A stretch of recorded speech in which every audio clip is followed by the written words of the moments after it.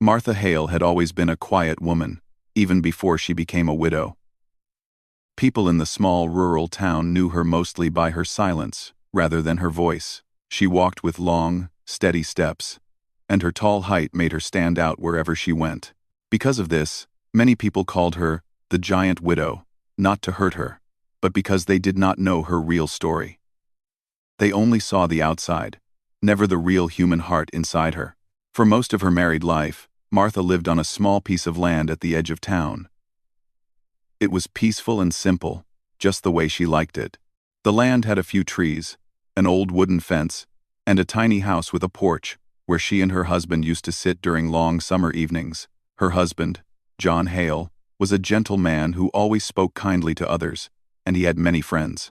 But after he passed away due to illness, everything changed. People still greeted Martha, but the warmth that once came with those greetings was no longer there. She felt the difference every day. After John's passing, Martha struggled but remained strong. She worked on her little land by herself, waking up early, fixing things, and doing chores with her own hands. She was used to physical work, and her height and strength made it easier for her to manage tasks that others might find tiring. But even though she could carry heavy buckets and fix fences, there were things she could not carry alone, like loneliness and the weight of being misunderstood. The town was small, and small towns often grow full of stories that are not always true. Rumors began spreading slowly, then moving faster when people saw Martha walking alone or refusing unnecessary help. Some people claimed she did not know how to manage the land without her husband. Others said she was too stubborn and refused to listen to advice. Some even whispered that she should just sell the land and move to the city, where she would not be anyone's problem. Martha heard some of these comments, but she chose not to react. She believed it was better to stay quiet than to argue. She thought that with time, people would understand she was simply trying to live her life with dignity. But instead of understanding, the misunderstandings grew. A few powerful people in town had been eyeing her land for a long time. It was small but useful, especially for expanding their own farms or projects. Martha did not know this at first, but she sensed a strange change in the way they treated her. They became overly friendly, offering to buy the land at a price far lower than its value. When she said no, their friendly tone disappeared. Their expressions changed, but their words remained polite. Still, Martha could hear the hidden meaning behind them. One day, Martha received a letter from the local committee stating that she owed extra fees related to property maintenance and community services. The amount was large, and Martha knew she had already paid her previous dues on time. Confused, she walked into town to ask for clarification. But each person she asked gave her a different answer. Some pretended not to know anything. Some said they would check the records but never called her back. A few simply shrugged and said, "These things happen." Days turned into weeks, and the pressure on Martha grew stronger. More letters came. Some sounded polite, while others carried a tone that made her uncomfortable.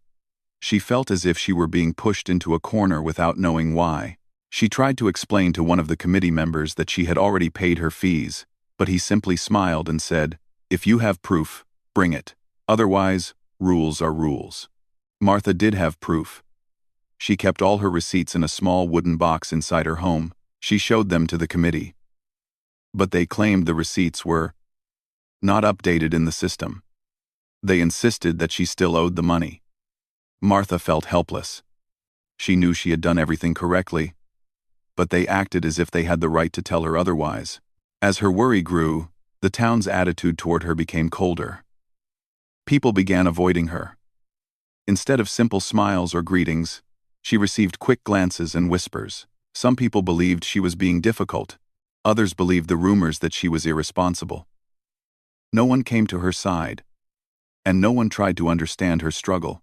One afternoon, while Martha was tending to her small garden, two officials came to her property.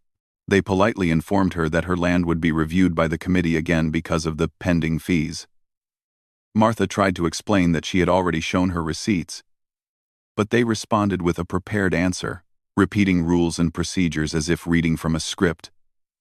They did not care about her truth. They only cared about their decision. After they left, Martha sat on the porch and tried to hold her emotions together. Her home felt smaller than usual, and her heart felt heavier. She missed her husband deeply in moments like this. When he was alive, he always handled conversations with officials, and people treated him with respect. Now, she felt alone and unheard. Over the next few days, things took an even more unexpected turn. Martha received another letter that clearly stated she was required to leave her property until her case was fully settled. She had no idea what that meant. She had lived there for years, paid every bill, followed every rule. But now she was being asked to leave the only place she ever felt safe. Martha packed a small suitcase with her essential items. She did not know where she would go, but she knew she could not stay in the house if officials arrived again. Her heart felt squeezed as she looked at her home one last time before walking down the road. She felt as if the town had taken everything from her, not only her property, but also her dignity. As she walked down the quiet road, her thoughts drifted to different memories. She remembered laughing with her husband on the porch. She remembered planting the garden with him, talking about growing old together on the same land. She remembered the little moments that once made her life feel full and meaningful. Now those memories felt distant, almost like they belonged to someone else. The hardest part for Martha was not losing her home. It was losing trust in the people she had lived among for so many years. She had never caused trouble, never hurt anyone, and never asked for anything. Yet this was how the town treated her when she needed fairness the most. The sun was slowly setting, painting the sky in soft orange and pink colors. Martha kept walking, unsure of her destination. She hoped she would find a place to rest, even if it was only for one night. She also hoped deep in her heart that maybe someone in the town still cared enough to help her. Someone who might look beyond the rumors and see the truth. But at that moment, Martha was completely unaware that someone had been watching the situation closely. Someone who saw the unfairness she faced. Someone who believed she deserved kindness and justice, and that person was about to change everything that came next in her life. Jacob Reed was known throughout the town for many things: his kindness, his calm nature, and the way he always tried to do the right thing, even when it was difficult. He owned a ranch not too far from Martha Hale's land, and although they were not close friends, he respected her. He had seen her working alone after her husband passed away, and he admired her strength, even though she rarely spoke to anyone. To him, she was simply a quiet woman trying to live her life peacefully. Jacob had noticed the shift in town behavior long before Martha realized how serious things would become. He observed the way some people whispered when she passed by, and the way others avoided meeting her eyes.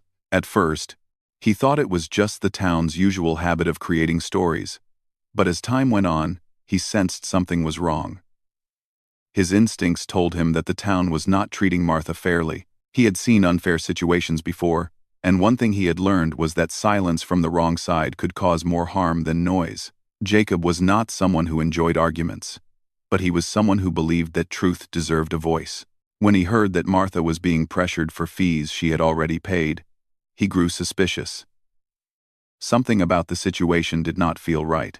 Jacob first visited the town office quietly, asking simple questions as if he were just a curious neighbor. He looked at the records, the receipts, and the notices. Some documents seemed incomplete, while others were written in a way that left too much space for misunderstandings. He asked one official why Martha's receipts were not registered properly, and the official responded with a short, dismissive answer about unfortunate delays. Jacob did not buy that explanation. He could sense that the town wanted something from Martha, and they were using rules as a tool to get it. Jacob began asking around in the community. Not everyone wanted to talk about the matter, but those who did always responded with uncertain statements. Some said they heard Martha owed money, others said she did not understand the system. A few believed she should sell her land. The more Jacob listened, the more he realized that no one truly knew the truth. People were just repeating what they heard from others, like a chain of confusion. There was one conversation that deeply bothered him. He overheard two committee members talking outside the local store. They did not see him standing near the corner, and their voices carried clearly in the quiet afternoon air. They talked about Martha's land as if it were already theirs, discussing how they could use it and what changes they wanted to make. They spoke with confidence, as though the decision had already been made. Jacob's jaw tightened. In that moment, he realized that Martha was not just dealing with mistakes or confusion, she was dealing with people who had already planned an outcome that did not include her. Jacob left the area quietly, but his mind was full of thoughts. He knew he could not let this injustice continue. But he also understood that stepping in would not be easy. People trusted him, but not everyone liked being confronted, especially when money and land were involved. Still, he felt a responsibility deep inside him. A voice telling him that someone had to help Martha before things got worse. The day Martha lost her home was the day Jacob decided he could no longer wait. He had been planning to speak to her in person, to ask her if she needed help, but he always hesitated, thinking she might misunderstand his intentions. But when he saw two officials removing items from her property, he felt something break inside him. He approached them and asked on what grounds they were doing this. They replied respectfully yet firmly, saying they were following orders from the committee. Jacob tried to ask more questions, but they avoided answering. It was clear that they did not want to discuss anything beyond what they were instructed to do. Jacob stood at the edge of Martha's property for a long time that day, unsure of where she had gone. He felt frustrated and disappointed. He glanced at the small house, now empty, and imagined the years of memories that had been swept aside without care. He promised himself that he would find Martha and tell her everything he had learned. Later that evening, Jacob drove around the outskirts of town, hoping to see her. The sky was turning darker with the coming night, and the roads were empty. He imagined how lonely she must feel, walking alone with nowhere to go. He thought about how she had lived quietly for so long, never disturbing anyone. Yet now, she was being forced out of her own home. Jacob returned to his ranch with a heavy heart that night, but his determination only grew stronger. He went through his notes, documents, and the few copies he had made of the receipts and records. He organized them neatly, making sure every detail was clear. He believed that if Martha could present this information to the right authorities, she might be able to fight the injustice. Over the next few days, Jacob continued asking questions around town. He visited the committee office again, trying to learn more. This time, the officials were less welcoming. They gave short answers, and some even acted annoyed by his presence. Their reactions confirmed what Jacob already suspected. They did not want anyone looking too closely at the matter. The more they tried to avoid him, the more confident he became that Martha was being treated unfairly. One morning, Jacob heard that Martha had been seen walking down the old country road outside town. She carried a small suitcase and looked tired. A couple of townspeople mentioned it casually, as if it were a normal thing to see someone suddenly homeless. Their lack of concern filled Jacob with a sense of urgency. He rushed to his truck and headed toward the road where she had been seen. As he drove, he imagined how overwhelmed she must feel. Losing a home was not just losing walls and a roof, it was losing safety, comfort, and the peace of mind that comes with having a place to belong. Jacob hoped he would find her before she wandered too far. The road stretched long and quiet. Trees lined one side, and open fields lined the other. The air carried a soft breeze, and the setting sun painted everything in warm colors. Then, in the distance, Jacob saw a figure walking slowly. He recognized her immediately from the familiar posture and the way she held her shoulders, slightly bent from exhaustion. Martha walked with steady but heavy steps, as if each one took effort. Her suitcase looked old, and its handle was wrapped in cloth where it had torn. Jacob felt his heart pinch at the sight. He slowed his truck as he approached her, careful not to startle her. When he reached her side, he rolled down his window and called her name gently. Martha stopped walking and turned her head. Her expression was tired, and her eyes carried a mixture of sadness and confusion. She seemed unsure of what he wanted, unsure of whether he was another person coming to criticize her or push her away. Jacob stepped out of his truck and approached her slowly. He spoke in a calm, steady voice, explaining that he knew what had been happening and that he believed she had been treated unfairly. Martha listened quietly, her face showing a mixture of surprise and disbelief. She had not expected anyone from the town to care enough to understand her situation. Jacob then told her about the documents he had gathered, the conversations he overheard, and the visits he made to the office. He explained that he had been watching the situation for a long time and saw the wrong being done to her. He offered to help her, telling her she did not have to face this alone. Martha felt overwhelmed. For weeks, she had carried the burden of injustice and loneliness by herself. And now, here was someone who not only believed her, but also took action on her behalf. She did not know what to say at first. Her throat tightened, and she looked down at the ground to hide the emotion in her eyes. Jacob gently asked her where she planned to go. Martha hesitated before admitting she had no destination. She was simply walking because she had nowhere else to be. Hearing this, Jacob felt a strong, protective instinct rise within him. He made a decision in that moment, one he did not doubt even for a second. He looked at her with calm certainty, knowing his next words might surprise her, but understanding they were necessary. Those words would come soon. But for now, Jacob simply stood beside her, letting her feel, maybe for the first time in months, that she was no longer alone in her struggle. The sun was low in the sky when Jacob finally gathered the courage to say the words that had been forming in his heart. Martha stood quietly on the side of the road, her suitcase in one hand, her shoulders slightly bent from tiredness. The soft orange light fell on her face, revealing just how exhausted she truly was. She didn't look like a giant widow here. On the quiet road, she simply looked like a woman who had carried too much for too long. Jacob took a slow step closer, trying to choose his words carefully. He didn't want to rush her or frighten her. He only wanted her to know that she didn't have to keep walking without a destination. His voice was warm and steady when he finally spoke. "You're coming with me." Martha blinked, a little confused by how gentle yet firm he sounded. She lifted her eyes to look at him properly for the first time that day. She saw sincerity in his face. Not pressure or pity, but she still wasn't sure how to respond. She had grown used to people telling her what to do lately. Leave your land, pay your fees, follow the rules, bring proof, move out. So when Jacob said those words, she wasn't sure if she could trust them. She took a slow breath and asked quietly, "Why would you help me?" Her voice was soft, and he could hear the hurt behind her question. Jacob understood what she meant.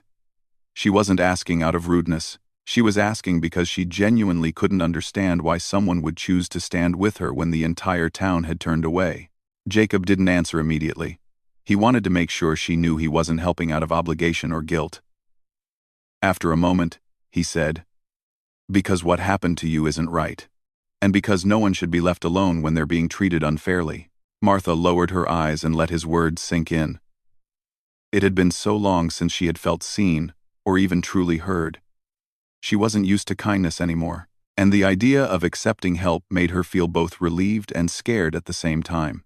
Her life had changed so quickly. One moment she had a home, and the next she was walking down a road with nowhere to go. Trusting someone felt like a risk. But she could feel that Jacob meant what he said. Jacob walked back to his truck and opened the passenger door. He didn't insist or push. He simply said, "You don't have to decide right now. But if you want, I can give you a place to rest and help you understand everything that's been happening." Martha looked at the open truck door. She looked at the road behind her. She looked at the empty fields stretching into the distance. The world felt big, and she felt small in it. Slowly, she nodded, then walked toward the truck. She placed her suitcase inside and climbed in. Jacob closed the door softly, almost with care, as if he wanted her to feel safe. As he drove toward his ranch, neither of them spoke for a few minutes. But the silence between them was peaceful, not uncomfortable.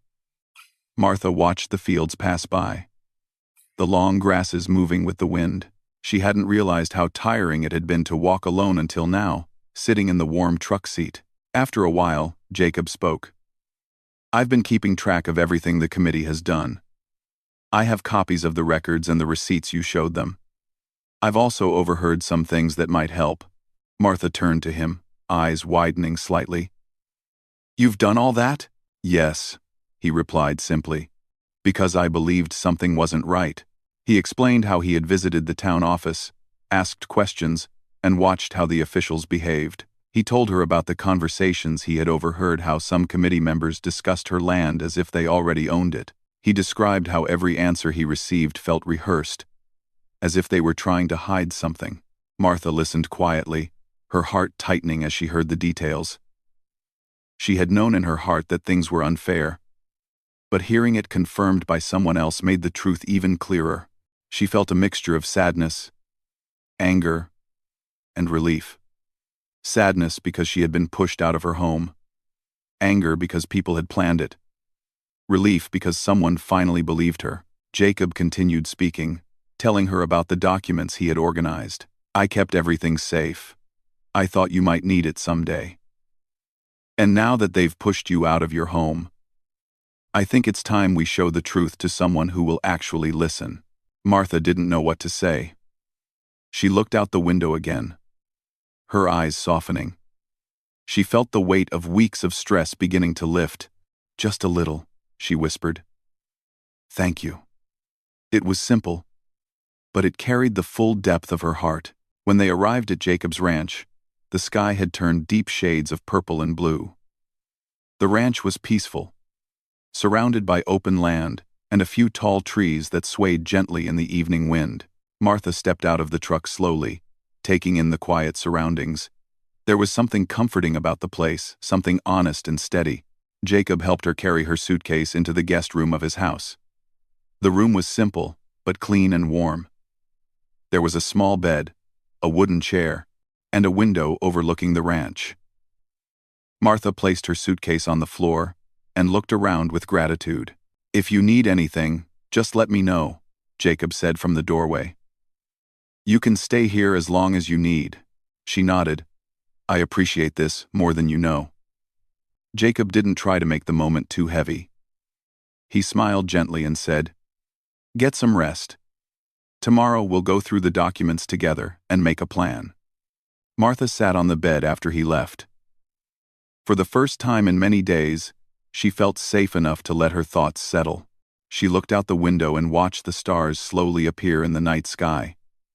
She wondered how her life had changed so quickly from being alone on the road to having someone willing to stand beside her.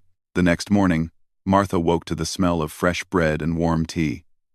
Jacob had already been up for hours, finishing his morning chores before preparing breakfast. When she stepped into the kitchen, he smiled politely and motioned for her to sit.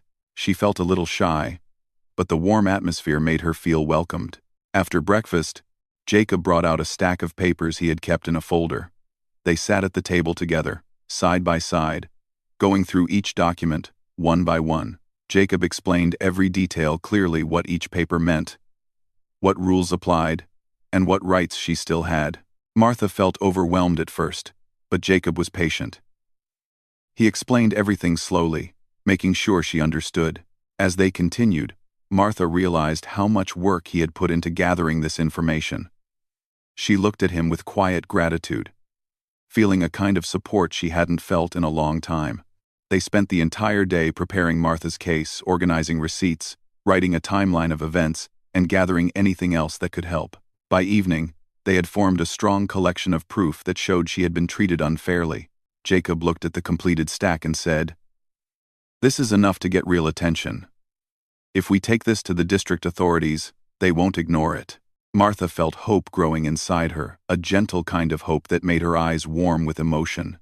She couldn't find the right words to express how much this meant to her, so she simply rested her hand on the folder and said softly, I'm ready to fight for my home. Jacob nodded with gentle pride. And I'll be right there with you. That night, as Martha looked out the guest room window again, she realized something important. For the first time since the problem started, she no longer felt alone.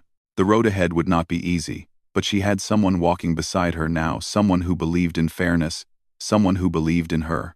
The next day, they would travel to the district office. They would present the truth. They would speak up. And Martha, who had once walked the road alone with her suitcase, now had the strength of someone who finally had a real chance at justice. And all of this began with one simple, honest sentence from a rancher who cared. You're coming with me. The morning of their visit to the district office arrived quietly. The sun rose slowly over Jacob's ranch, lighting up the fields with soft golden color. Martha stood near the window of the guest room, watching the sky brighten. She felt a nervous flutter in her chest, but she also felt stronger than she had in many weeks. She gently touched the folder of documents on the little table beside her bed, the folder that held the truth she had almost given up on. Jacob knocked on her door lightly and told her breakfast was ready. When she walked into the kitchen, he smiled in a reassuring way that immediately softened the worry in her heart. He wasn't nervous. He looked steady and confident. And that gave her courage, too. They ate quietly, and after cleaning up, Jacob placed the folder carefully inside a sturdy bag. He turned to Martha, gave her a supportive nod, and said, "Let's go. Today we start making things right." The drive to the district office took nearly an hour. Along the way, Martha watched the fields pass by, each one reminding her of her home. The home she wanted back. The place where her memories lived. She felt the weight of the moment but also a sense of purpose. She was no longer walking alone on a quiet road. She had someone beside her who believed in her. And that thought brought her a calm she hadn't felt for a long time. When they reached the district building, the atmosphere felt different from the town office. The building was larger, the surroundings were cleaner, and people moved with purpose instead of the casual familiarity found in small-town offices. It felt serious, but Martha felt ready. She followed Jacob inside, her steps slow but steady. A receptionist greeted them politely. Jacob explained why they were there, and after listening carefully, the receptionist guided them to a waiting area. Soon, they were called into an office where a district officer sat behind a desk, wearing glasses and a calm expression. He stood up to shake their hands before inviting them to sit. Jacob introduced Martha and explained everything that had happened. He spoke respectfully, but with clear determination. Then he handed the officer the folder containing all the documents. The officer opened it and began reviewing each paper with careful attention. Martha sat quietly, watching his eyes move across the pages. Her hands were folded tightly in her lap, but her face remained calm. Jacob sat beside her, offering silent support. The officer took his time going through everything. He read the receipts, checked the dates, reviewed the committee's letters, and looked closely at the notes Jacob had written. Every so often, he raised an eyebrow or narrowed his eyes, showing he was noticing discrepancies. Martha felt her heart beat faster each time he paused, but she forced herself to stay patient. After what felt like a long time, the officer finally looked up. "Mrs. Hale," he said gently, "I can see clearly that something here is not right. You paid your fees on time, and the committee's notices do not match the dates on your receipts. Some records appear to be missing or altered." Martha felt a wave of relief wash through her body, so strong that she had to take a slow breath to stop her eyes from filling. Hearing someone in authority say those words meant more than she could express. The officer continued, "I will start a formal investigation immediately. This kind of situation must be reviewed at a higher level. Until the investigation is complete, no action can be taken against your property. You are also allowed to return to your home." A soft gasp escaped Martha's lips. The words felt almost unreal. She whispered, "I can return?" "Yes," the officer said firmly. "You have every right to. What happened should not have happened. And we will make sure those responsible are held accountable." Jacob thanked the officer sincerely, and they stood up to leave. As they walked out of the office, Martha felt lighter, almost as if some invisible weight had finally lifted off her shoulders. She turned to Jacob and said softly, "I don't know how to thank you." Jacob shook his head gently. "You don't need to thank me. You just needed someone to stand with you. Anyone would have done the same." But Martha knew that wasn't true. Not everyone would have done what Jacob did. Not everyone had the courage or the heart to fight for someone else. The ride back to town felt completely different from the ride there. The sky looked brighter, the road smoother, and even the fields seemed a little greener. Martha sat quietly, but her eyes were filled with hope, a hope she had not felt since the day she first received those confusing letters. When they reached her property, Martha felt her breath catch in her chest. Her house stood there exactly as she remembered it, quiet, familiar, Waiting, she stepped out of the truck slowly, almost afraid to believe it was real. Jacob stood beside her, giving her space to take in the moment. She walked toward the porch, touching the railing gently with her fingertips. It felt like touching a lost part of herself. She took a deep breath, and for the first time in a long while, she felt home again. Over the next few days, officials from the district arrived to investigate. They asked questions, took photographs, and reviewed all the documents. The committee members who had tried to take her land avoided eye contact whenever they saw her. Their confidence had disappeared, replaced by worry. Some people in town began whispering again. But this time the whispers were not about Martha. They were about the committee's wrongdoing. Martha stayed at her home during this time, and Jacob visited often to check on her or help with small repairs. They talked more than ever before, sharing stories about their lives. Martha told him about her childhood, about meeting her husband, and about the dreams she once had for her land. Jacob told her about his ranch, his family, and the lessons life had taught him. Their conversations were calm and gentle, slowly building a bond between them. One afternoon, the district officer returned with the final decision. He stood on Martha's porch and read the report aloud. It stated clearly that Martha had been wrongfully treated, that her records were correct, and that the town committee had acted unfairly. They were required to restore her rights, return any belongings taken, and face disciplinary action. Martha listened quietly, her eyes shining. The officer handed her an official document, confirming her full ownership and rights to her property. She held it carefully, feeling its weight like a symbol of truth finally recognized. Jacob stood beside her with a proud smile. She turned to him, her voice trembling slightly as she said, "We did it." He nodded. "You did it. I just helped." But Martha knew he was being humble. Without Jacob, she would have lost everything: her land, her hope, her dignity. As the days passed, the town slowly changed the way they looked at Martha. Some people felt ashamed for believing rumors. Others approached her to apologize. Though she did not ask for it, she accepted their words politely but did not let them affect her. She had learned something important. True support didn't come from everyone, it came from the right people. Jacob continued helping her rebuild the parts of her home that had been damaged or abandoned during her absence. They worked side by side, painting walls, fixing the fence, and cleaning the garden. As they worked, their friendship grew deeper, built on trust, understanding, and shared experiences. One evening, as the sun set behind the hills, Martha and Jacob sat together on the porch, just like she used to with her husband. But this time, the moment felt different, not a memory of what she lost, but a quiet beginning of something new. The breeze was cool, carrying the scent of grass and earth. Martha looked toward Jacob and said gently, "I don't think I ever thanked you properly." Jacob shook his head with a small smile. "You don't need to.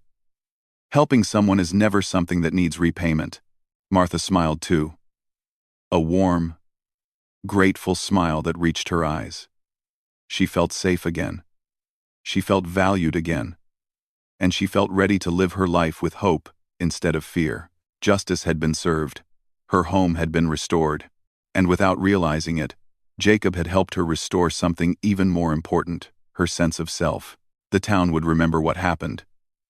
But more importantly, Martha would remember that even in the darkest days, there could be light. Sometimes that light came from a single person willing to stand up and say, "You're coming with me." The truth was simple. Those words did not mark the moment someone took control of her life. They marked the moment someone gave it back.